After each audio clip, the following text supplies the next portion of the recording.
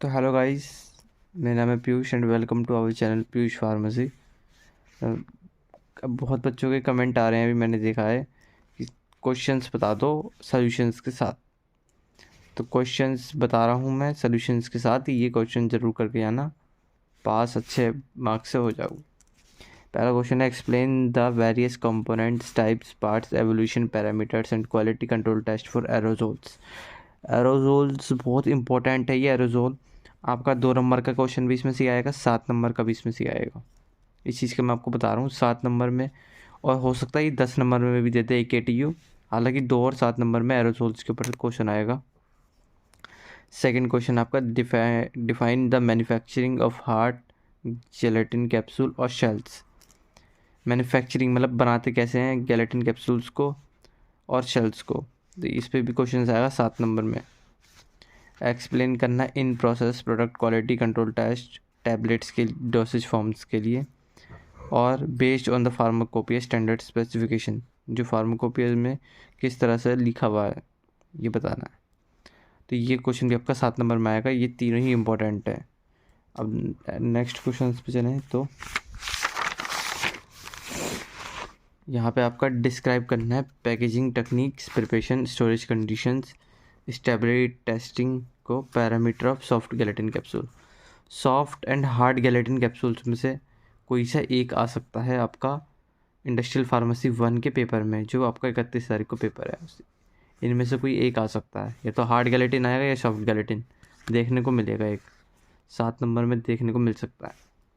Parental dosage form complete. तो यहाँ पे मैंने पेरेंटल डोसेज फॉर्म कंप्लीट इसलिए लिखी हुई, पेरेंटल डोसेज फॉर्म में आपका क्वेश्चन कुछ इस तरह से भी आ सकता है। मैं आपको दिखा दूँ तो जैसे देखो, यहाँ पे पूछते हैं define and classify parental products क्या होते हैं, right a note on production of parental products.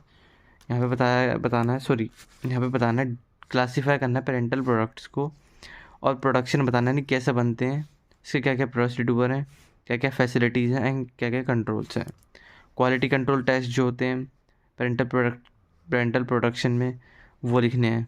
तो मिला के भी आ सकता है, 10 नंबर में देते तो 7 नंबर में दे सकता है। तो पेरेंटल प्रोडक्ट मैंने पूरा बताया है।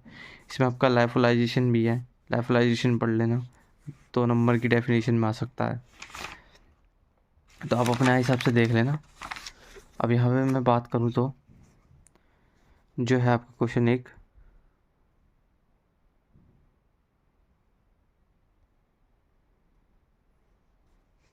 यहाँ पे बताया गया है, give the method, solution, parameters of eye drops and vanishing cream and cold cream.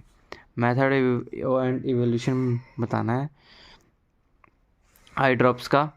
Eye drops जो आपके ऑप्थेल्मिक जो होते हैं उनके बारे में, ठीक है, एंड वेनिशिंग क्रीम्स के बारे में, और आपके सेलर क्रीम के बारे में, कोल्ड क्रीम के बारे में, जो कोल्ड में क्रीम यूज़ करते हैं उसके बारे में, उसकी प्रिपरेशंस कैसे होती हैं, ठीक है। अब फिर आपका आता है describe the evolution of ophthalmic preparation as per pharmacopoeia standards.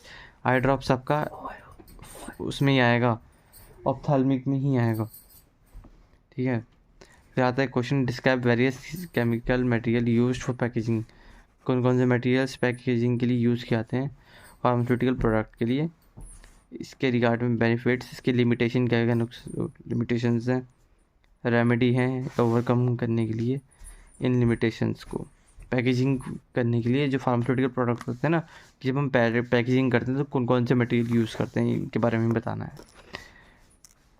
Pre formulation studies क्या होती हैं, ठीक है, इनके फिजियोकेमिकल प्रॉपर्टीज़ बतानी है आपको।